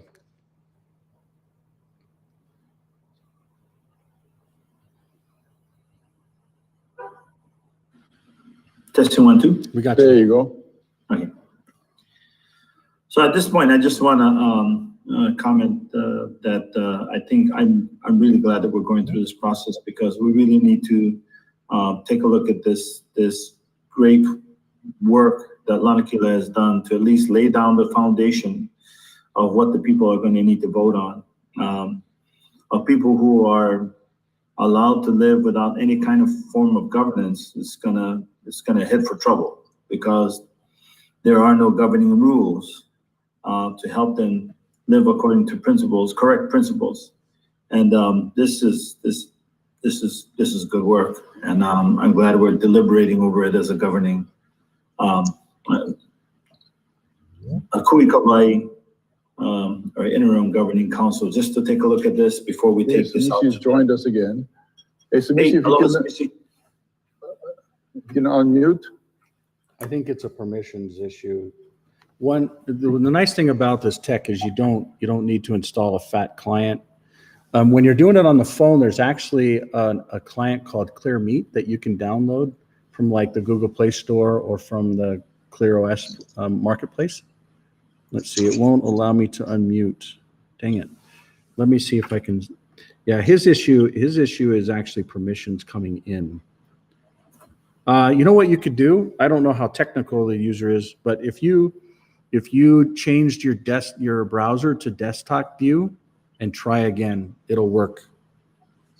Or you can download the Clear Meet application. And that, if you're going to use a phone, that's what you want to use. So it's like downloading Zoom for your phone. But it doesn't matter if you unmute inside of it. If your mic isn't activated, it won't work. So you'll have to log out, and then when you come back in under desktop mode on your phone. So I think you click on your settings and then say, view in desktop mode, and then when you come in, it'll work for you. So, okay.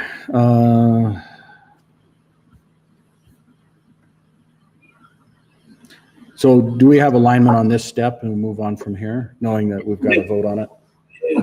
Yeah. Okay. Yeah. Can we get a motion and an approval? Hey, Mike, Yeah. what app again should Samisi download?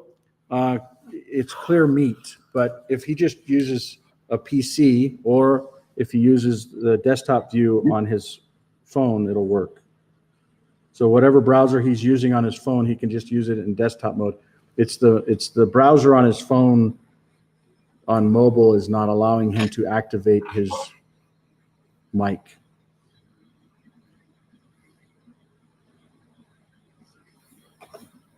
Clear Meet, yeah, I guess. Yeah, Samisi. Here, I'll try and find what, so if we go to clearos.app, you can kind of see there's a marketplace. Inside the marketplace are a bunch of different apps. So you can get them from here or within the phones, or some of the apps are like available in the Google Play Store. That particular one I actually think is. So this is Clear Meet. So this guy right here. So this also brings up another conversation. Like if you get all of a sudden you get like 80 people on this call, you'll never get anything done because everybody will be talking all over each other or trying to. Yeah. How do you prevent that? Well, like you just have online meetings that you can either turn into a webinar. So there's a different version. So if we come into, let's see, if I'll pull up app.clear1.conferences, I'll jump into this particular one. So you can see we're inside of this Hawaiian meeting room. Yes. Now this is a meeting room, but if we add a conference room that's a presentation, this can take like 5,000 people at the same time, and it forces everyone to mute until whoever's presenting allows them to unmute. So there's different types of conferences. This can go like hundreds of people. This goes thousands of people. Okay. That makes sense? Yeah. So that's basically it. But with us, we can just move on here. We literally would just say, hey, let's, because somebody's coming in doesn't mean that we can't. Yeah. So well, I tell you what, let's just move on and come back to the feedback there. So let's go ahead and go to this next one. I'm going to drop this to the next tab so we're on the same. Looks like he or she is back in now. It's a he. Also, so let me see your. Can you talk works now. There you go. There we go. I had to use Google Chrome. Nice. There you go. Awesome. So Samisi, also known as Jack. Aloha. Aloha. Aloha. Welcome. Maybe tell us a little bit about yourself and if you've got history and where you're from, and just do, I guess, a normal Hawaiian introduction, as I am very ignorant to. But Kimono, you're on mute. Go ahead, Samisis. Yeah, I've been involved with a lot of, I guess, the South Pacific Alliance with, helping raise awareness, working with different sovereignty groups, even in, from Oahu to all the way to Maui, even in the South Pacific, like with, Tonga, Fiji, Samoa. I've just been working with our own peoples to be able to bring sovereignty, our own economic sustainability with working with different governments.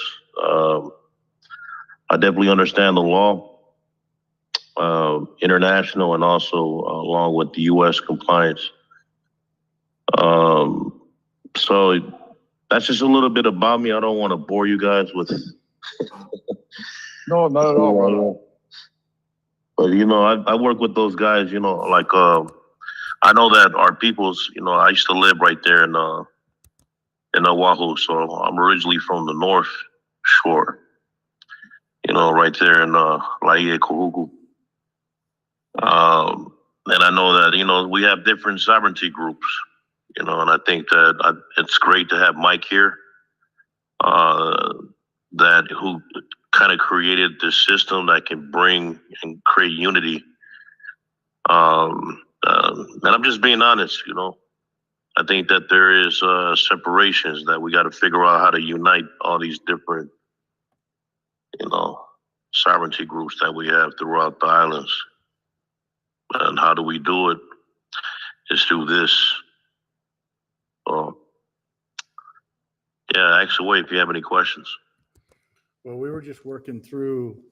Well, you're welcome to join, and we're grateful for your attendance and for your involvement. This is what we hope people would do: is just come in and get involved and add value. Everybody's going to have a different perspective and a different voice, and ultimately, historically, it's really hard to round up the cats based upon that. But we believe that if we do it based upon what we talked about here, where we've got, actually, I guess it would be, we talked about it here, where we've got councils, a governance system. So we have a structure that we work within, a constitution, declaration, petitions, but we have policy that's created based upon those constitutions by councils that then creates services that are deliverables from the actual Hawaiian nation or kingdom, and then providers that deliver that, and accountability that's really held to those providers based upon everyone, the feedback, the transparency, and hopefully, we've seen some true and correct principles in the U.S. where,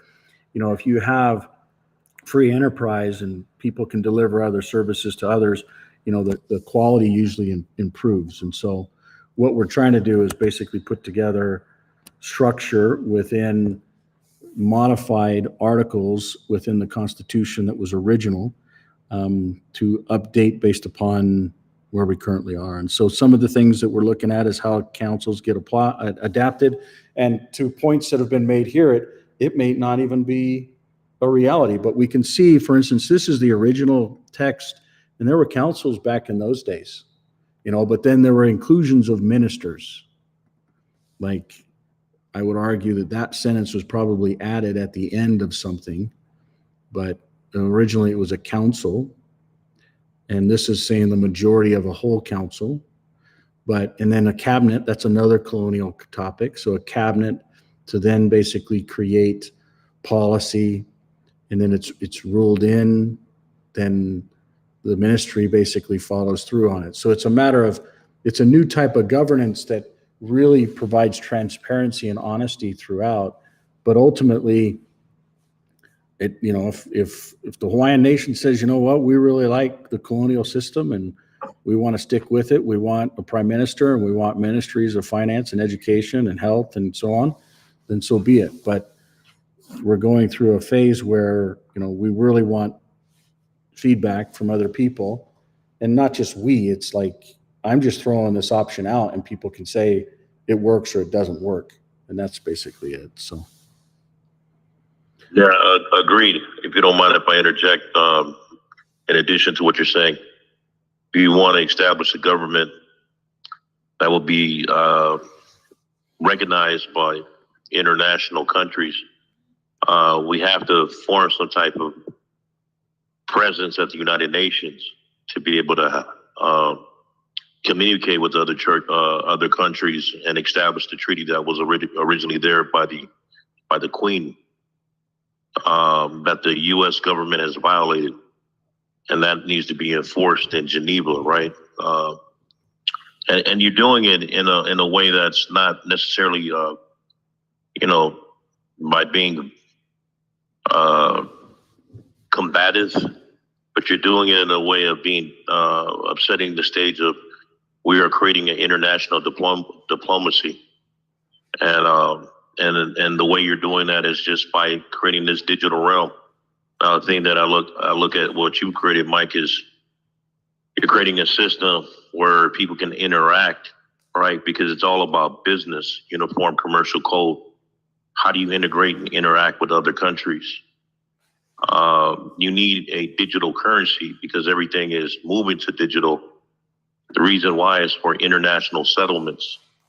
Like, we can go to the gold and silver, but the reality of it, that if we want to participate on a global level, so that way they can never take away our sovereignty of the lands, we have to be able to interact on a global status where our coin is, whether backed up by economic energy, right? The value of what Hawaii has, right? Obviously is the land, some of the agriculture, some of the things that have been taken away and depleted, a lot of its natural resources. So that's just what I've seen. The reason I'm not just giving you my opinion. My opinion really doesn't matter, but being at the, I guess, being up there with all those guys, at the, in New York, sitting down with all these people that, these different prime ministers and stuff like that. And I've asked these people specifically, why are they not accepting or acknowledging Hawaiians as their own independent country? And why are you treating us as we're indigenous, part of the Native Americans? That's what they've done. They wrapped us all in and put us under the indigenous, Native American Council that's out of Washington, D.C. I get to speak. And that's not, I think that's kind of where, we have to kind of create and govern ourselves. and then have some type of tradings with the U.S. military. And create our own systems. So where are you at? Right now, at this point, right now, I'm in LA. Oh, okay. But I just flew. Well, I just flew into Utah right now, but I'm in LA right now. Well, okay. Well, thank you for that.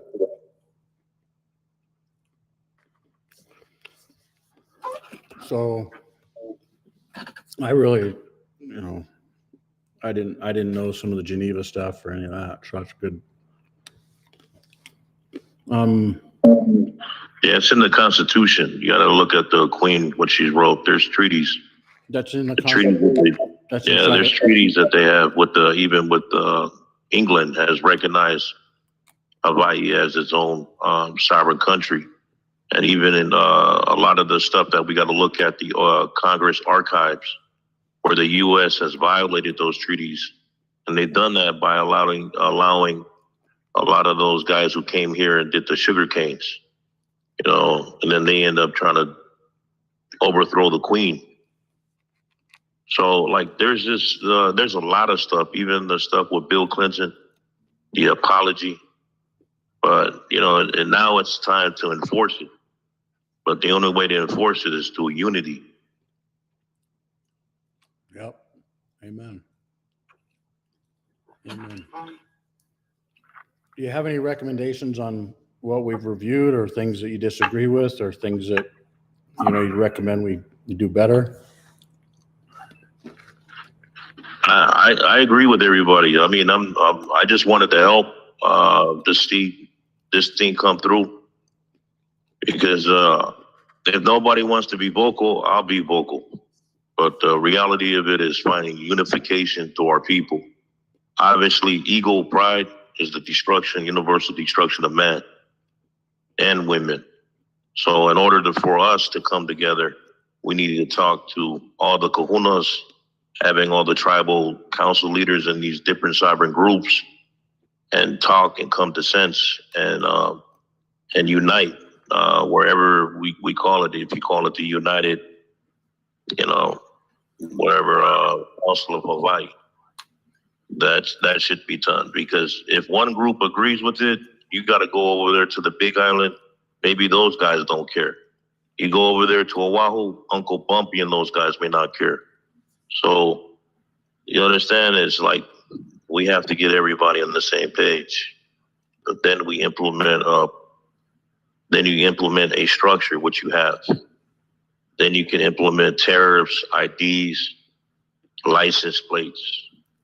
Then you can start doing international trades, right? Where like she said, a boat comes in a barge. Well, we have to control those lands. How do we control those lands? By exercising UCC and enforcing the treaty, saying that, no, this right here belongs to us. This is our land. Now we have our own systems. So, you can't go to war with the U.S. military. Not everybody got guns. You know what I mean? So it's just a smile. And we could beat them with the fist, but they'll throw bullets at us. So I'm just being honest. Wow. Yeah, no blood is being looked at over here. We don't want to spill blood. Yeah. That's for sure. Exactly. Yeah, it's something that I've been part of for the last 20 years, trying to fight for this, but I've been working in the backgrounds. What is your background? What kind of work do you do or did? Been involved in international financing, working with banking systems, done crypto, blockchain technology, been involved in the legal side of things. So understanding contract, international law is probably like one of the things that I excel real great at. Okay. So all this stuff is all about money, international uniform commercial code. And it's all about transaction, and the way we can do things is just operating in a private capacity than opposed to a public capacity, which is your sovereignty. It's not fighting over there telling people that going to court, it's doing, handling business, and doing it through, through their courts, using their laws against them, which they've clearly violated. So that's a quick synopsis of who I am. Well, thank you. I appreciate You, that. yeah. Well, I do appreciate you guys allowing me to speak. Awesome. Thank you. Yeah, mahalo for sharing. And gentlemen and lady, I must excuse myself because I got to get ready to go to church for some special things I got to do at church. Yeah, I got 10 minutes. Well, let's just wrap this up where we're at. So we'll end on, we ended on 13. Yeah. Okay. So we didn't get into the next one.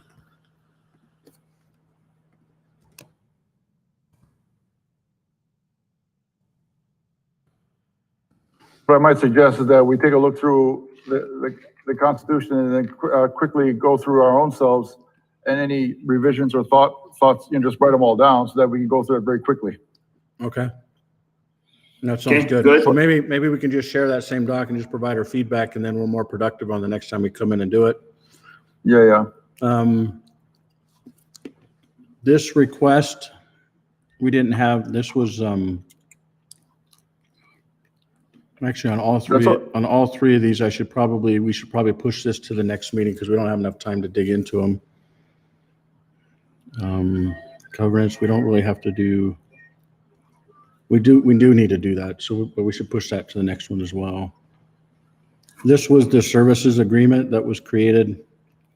It's basically delivering services for the nation. The nation owns all the technologies and systems because everything we're doing is all custom, but it's based upon, open source standards. And instead of bringing companies and other things into it, what I propose is I basically just sign up as a service provider with a monthly fee. And as long as you want my services, it's there. If not, then, just cancel them. This basically starts out with a baseline of 36 months, primarily because there's no money currently there. So in other words, if this thing doesn't get off and it doesn't have any budgets, then there's nothing that ever gets paid. But if it does, what I'm talking about is basically 10,000 USD, and whether that's USD or Hawaiian dollars, however you want to calculate it, or currency, then we go from that. But what I propose is this document get reviewed, and then you guys come back if you agree with it, disagree with it. But this is a recommendation that I'm making. Okay. To get reviewed. That makes sense. Yeah. I'd like to send that off. It's not expensive, in my opinion. The services that are provided are invaluable. I could charge $1 million a month and it still would pay for itself when you really understand what these systems are doing.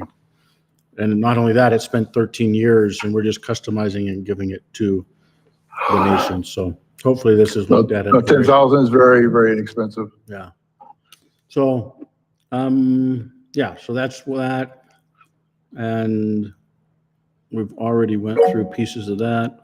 Somebody wants to talk. Is that what's going on? Denise, you want to talk again? Go ahead, bud. You're just on mute. Your unmute button should be working now. There you go. Yeah, because you guys you're talking about money. I just wanted to point this out. Most people are oblivious how money is created. If once you establish the system and everybody, every person becomes part of this new council, this new government that trying to establish, you can now use that according to international law as a bill of exchange, which means money. So you don't necessarily have to back it on US dollars. See, the US dollar in every other country is based on debt and credit. And that's why we have inflation. So the only, I recommend that if you guys are looking to be able to bring economic energy so far as value, you guys can actually do that. And whoever's in charge of your treasury, I can assist them on showing how to do so. But that's essentially what you guys will be doing, how you create real money that has a global value into this whole system. Samisi, would you give us your contact information? Yeah. Yeah, we would. What do you want me? We would value your. Mike has my maybe- information. Yeah, maybe Yeah. just not here in this forum because it's a public forum, but unless you want to. But what I would propose is, you get involved and, jump into the councils and start participating. You can actually, let's see if I can find one. You can just grab a council and you just say, hey, I want to join this. And you grab your phone and grab Hawaiian Life and just scan this QR code. Actually, let's see here. Let's open it up. Hawaiian Life. Snag. Come on. Snag a council. So let's say you're talking about the finance council. So you'd come down here and just say, join council, and then you would scan that and it would automatically pop you into it. And then you would get added to the calendar invite. And when the finance meetings happen, you'd be involved. And then, you could help to create what you would believe is the right policy, and then everyone would vote on it. Does that make sense? Yeah, if you guys send me the link, I can join it. Then I can share my contact information because I know this is streaming live on Facebook. Yeah. Okay. Right. So that's how you found us? Is on Facebook? Yeah, streaming live on Facebook. Okay. All right. So, nice. So with that being said, we'll go ahead and follow up with. We'll drop that link into here. And I think we're to the point where we need to get going because you said, Charles, you got to bounce to some. Yeah. Before we go on the 6th, there's going to be the freedom topic. So that's going to come before our next meeting in 3 days. So that's going to be the Jimmy Levy topic, which I guess we can push out because we don't have enough. I'll work through the buy one, give one, which is basically we're trying to get everyone in Lahaina a free phone where they don't have to buy it, but they can automatically, and these are fully blown unlocked phones that will run on multiple networks. And so they don't have to come up with any kind of dollar amount, but these systems basically get provided to them. So we're willing to match the campaign by what Jimmy's doing around this new freedom. And when anybody buys a phone from that freedom campaign, we'll give one. So literally, we're not looking at making a grundle of money on this. We're looking at helping to provide freedom and sovereignty. So, any feedback from anybody? I like this. And I guess the only thing is this, we probably should do it another time soon, real soon, so that we can get a little bit more. Or if you want to just keep it at the same weekly, then we go do that. Yeah, what you do is you just keep a weekly cadence, but we do more prep work in the middle of the week to make sure that we're more precise. Gotcha. We have solid agendas, we've got solid presentations, we've got the audience that, they plug in a certain way, and we're really productive. So I think that this is actually, for being our second meeting, I think we're doing really well. I mean, look at the complex stuff we talked, even when we only got to the 13th Amendment, but this is pretty big, important work. And I think we're making a real difference. Some of it we have to come back through, but. Absolutely. Other feedback from anyone? If not, we'll move to just a prayer and closing prayer and whoever wants to give it. Charles is listed on there, but I didn't ask you for it, so. Samisi, you want to give us a closing prayer?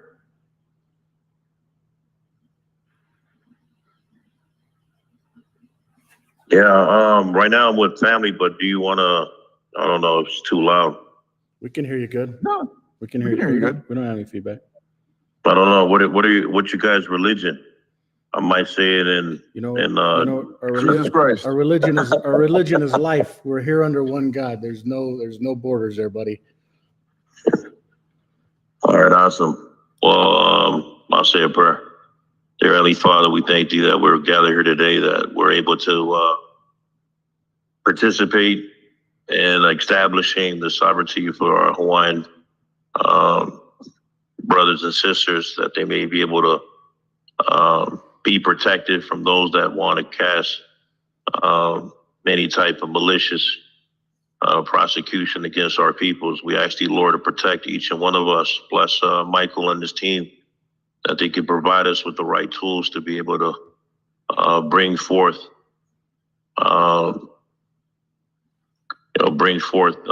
peace amongst the lands and those that want to cause harm against us. We say these things in the beloved name of Jesus Christ. Amen. Amen. Amen. Amen. Good prayer. Mahalo, everybody. Mahalo. So, Missy, mahalo for joining us. Thank you for finding us. Yeah, mahalo, Missy. All, you guys have a good one. Aloha. Aloha. Bye, everybody.